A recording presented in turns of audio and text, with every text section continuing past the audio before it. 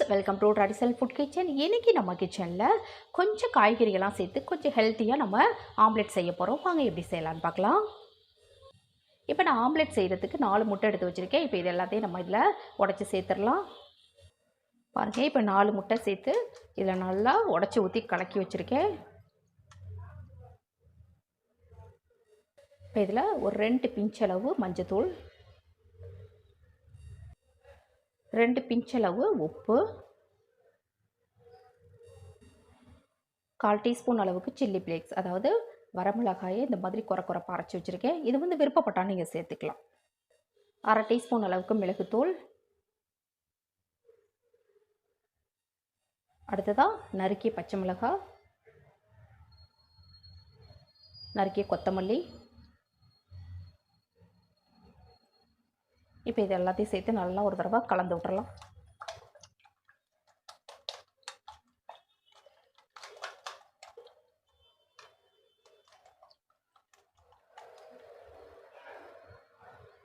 இப்போ இது அப்படியே இருக்கட்டும். நல்லா உப்பெல்லாம் நல்லா கரைகிற மாதிரி நல்லா கலந்து விட்டுருக்க.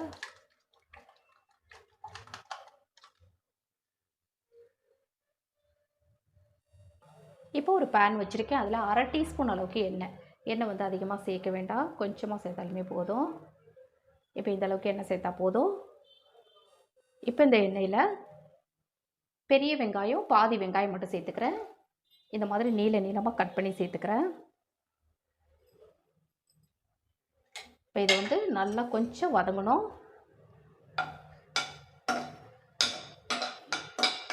கொஞ்சம் ஒரு பாதி அளவு வெந்தாலே போதும், ரொம்ப வேக வேணும்னு அவசியம் இல்லை.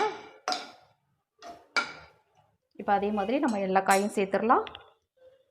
1 கப் அளவு முட்டைக்கோஸ் சேர்த்துக்கிறேன். இப்போ முட்டைக்கோஸ் சேர்த்து நல்லா வதக்கி விடுங்க.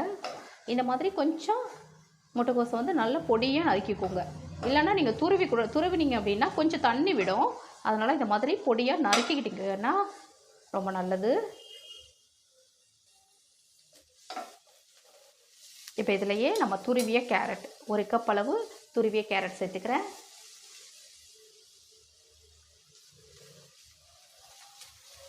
இப்போ இதில் கொஞ்சமாக உப்பு, இந்த காய்க்கு மட்டும் உப்பு. ஏன்னா நம்ம ஏற்கனவே வந்து முட்டையில் உப்பு சேர்த்தாச்சு, அதனால் காய்க்கு மட்டும் உப்பு சேர்த்துக்கிறேன். இப்போ இந்த அளவுக்கு வதங்கினா போதும்.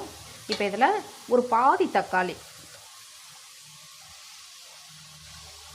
அந்த உள்ளர உள்ள விதையெல்லாம் எடுத்துட்டு நான் சேர்த்துக்கிறேன்.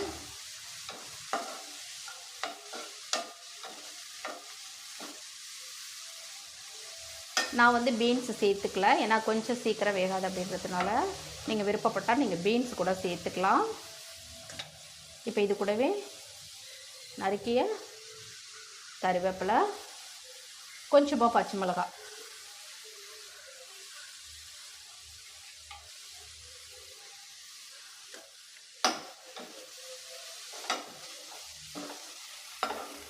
பீன்ஸ் வந்து வேகும், ஆனால் நான் எனக்கு பிடிக்காதுன்றதுக்காக நான் சேர்த்துக்கல. நீங்கள் பீன்ஸும் சேர்த்துக்கோங்க, ரொம்ப நல்லாயிருக்கும்.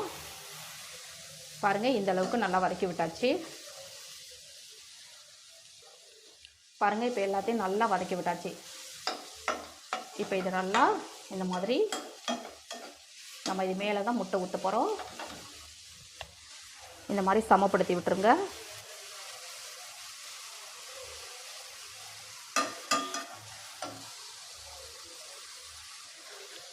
இப்போ நம்ம ரெடி பண்ணி வச்ச முட்டையை இதில் சேர்த்துடலாம். இப்போ எல்லாத்துலேயும் படுற மாதிரி முட்டையை ஊற்றி விட்ருங்க.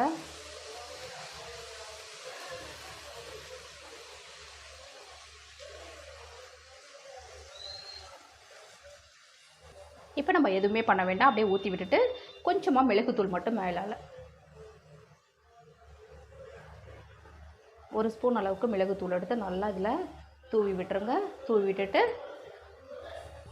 இப்போ சிம்மில் வச்சு பார்க்கலாம். பாருங்கள், 2 நிமிஷம் ஆயிடுச்சு. இப்போ இதை அப்படியே திருப்பி போட்டுடலாம். பாருங்கள், நான் திருப்பி போட்டேன். பாருங்கள், காயெல்லாமும் நல்லா வெந்து நல்லா ஆம்லேட்டோடு நல்லா சேர்ந்துருக்குது. இப்போ இந்த சைடு மட்டும் ஒரு 2 நிமிஷம் இருக்கட்டும். அப்படியே மூடி வச்சிடலாம். இப்போ திறந்துடலாம். நான் வந்து இந்த பக்கம் திருப்பி போட்டதுக்கு பிறகு நான் வந்து 2 நிமிஷம் தான் வச்சுருந்தேன். இப்போ வேறு பிளேட்டுக்கு மாற்றிக்கலாம். இப்போ ஸ்டவ் ஆஃப் பண்ணிடலாம்.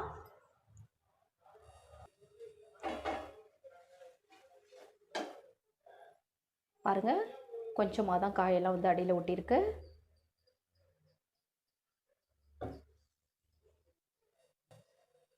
பாருங்கள், சூப்பராக ஆம்லேட் ரெடி ஆகிடுச்சு. நீங்கள் இந்த பக்கம் திருப்பி போட்டு காட்டுறேன். பாருங்கள், நல்லா பொஸ் பொசுன்னு இருக்குது. நல்லா டேஸ்ட்டும் ரொம்ப நல்லாயிருக்கும். நல்ல ஒரு ஹெல்த்தியாகவும் இருக்கும். நம்ம வந்து ஆஃபீஸ்லாம் போகிறோம் அப்படின்னா இந்த மாதிரி சீக்கிரமாக நம்ம வந்து சாப்பிட்ட மாதிரியும் இருக்கும். நமக்கு வந்து ஒரு ஹெல்த்தியாகவும் சாப்பிட்ட மாதிரியும் இருக்கும். இந்த மாதிரி நீங்கள் ட்ரை பண்ணி பாருங்கள். நான் செய்த இந்த வீடியோ உங்களுக்கு பிடிச்சிருந்ததுன்னா மறக்காம உங்கள் ஃப்ரெண்ட்ஸ், ரிலேட்டிவ்ஸ் எல்லாருக்கும் ரொம்ப ரொம்ப ஷேர் பண்ணுங்கள், லைக் பண்ணுங்கள். நம்ம சேனலை மறக்காமல் சப்ஸ்கிரைப் பண்ணி சப்போர்ட் பண்ணுங்கள் ஃப்ரெண்ட்ஸ். தேங்க்யூ.